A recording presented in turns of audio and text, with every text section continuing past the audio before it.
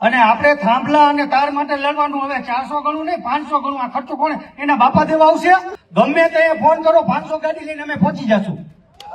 આપણા બાપનું ખેતર એના બાપના કોઈને નથી.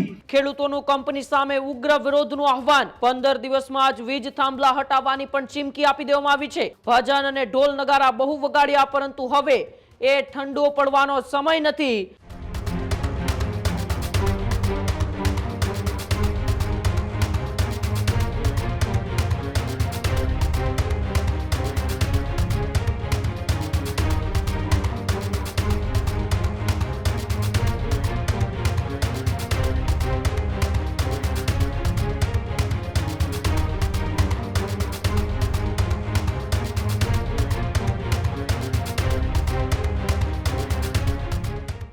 સમાચારમાં આગળ વાત કરીએ તો સમાચાર મોરબીથી સામે આવી રહ્યા છે, જ્યાં મોરબીમાં મંત્રી કાંતિ અમૃતિયાના ભાઈનો આક્રમક અંદાજ જોવા મળ્યો છે.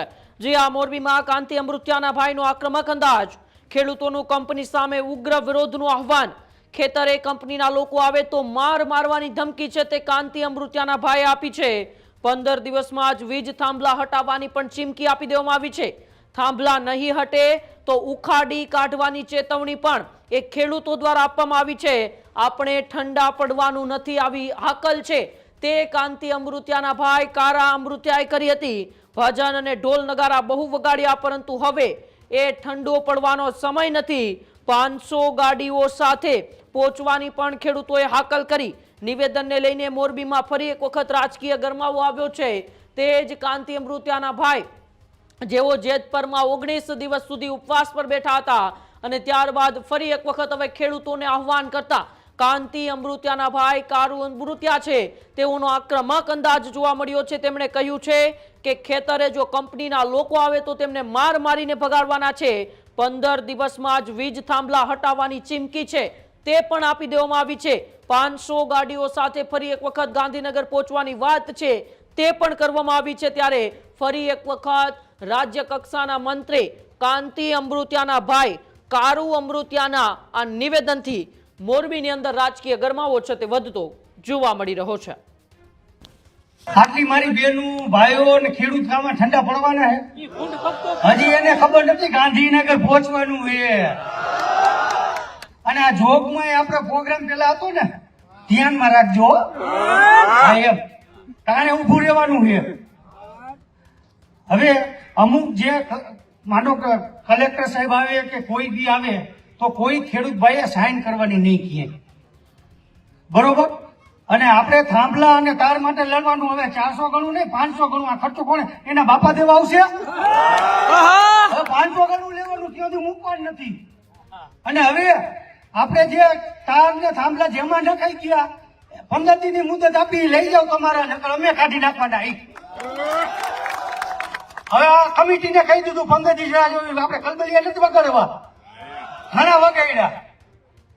હવે બહુ ઠાઈકા અને આ ભજન ને ધૂન કર્યું એ માટે ઢોલ વગાડવા માંડ્યા. એટલે હવે 15 દીની મુદતમાં તમારા થાંભલા લઈ જાઓ.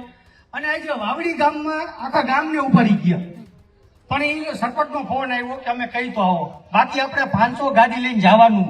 ગમે અહીંયા કાંઈ થાય, તમારા સાવણીના નંબર મારા નંબર ગમે ત્યાં ફોન કરો 500 ગાડી લઈને અમે પહોંચી જશું. આપણા બાપનું ખેતર એના બાપના કોઈને નથી. અને અડાણી વાળાનું કોઈનું હિચાચી કે કોઈના માણા આવે ને ખેતરમાં ભાંગી જ નાખો ડાકિયા, કોઈ નથી પૂછવાનું. અને જરૂર પડે અહીંયા હું આવીશ, તમને પેલા હું ઘા મારીશ. અને કોઈના બાપને કોઈને ખેતરમાં ગરવા દીઓમાં. હવે આ નિયમ કરો, હવે ધોકા ઉપાડો. અને કહેવત છે ને, ખેડૂત મારે નહીં મારી નાખે મારી જ નાખવાના છે. આ નિયમ કરો. ખેડૂત ભાઈઓ છે ખેતરમાં ડ્રોન ઉડાવતા હોય છે ત્યારે આપણે એક પ્રશ્ન સતાવતો હોય છે કે જે આપણે અત્યાર સુધી જીપીએસ ટેકનોલોજી વાળા ડ્રોન વાપર્યા છે, જેથી કરીને મોબાઈલ ટાવર છે અથવા તો હાઈ ટેન્શન લાઇન પસાર થતી હોય, કોઈ વૃક્ષો હોય, ત્યારે જે જીપીએસ ટેકનોલોજી વાળા ડ્રોન છે એમાં ટકરાય અને ટ્રેસ થાય છે. પણ એગ્રીવન લાવ્યું છે જીએનએસએસ ટેકનોલોજી ડ્રોન, જેથી કરીને એ ડ્રોન છે એ કોઈ જગ્યાએ ટકરાય નહીં, પોતાની રીતે જ ડિસિઝન લે છે અને મૂવ થઈ જાય છે. જેથી કરીને જીએનએસએસ ટેકનોલોજી ડ્રોન છે એ વાપરવાનો આગ્રહ રાખો. ત્યારે જ ન્યૂઝરૂમ ગુજરાતની યુટ્યુબ ચેનલને સબસ્ક્રાઇબ કરો અને ઇન્સ્ટાગ્રામ અને ફેસબુક પર ફોલો કરો. અપડેટ રહો, સત્યની સાથે રહો.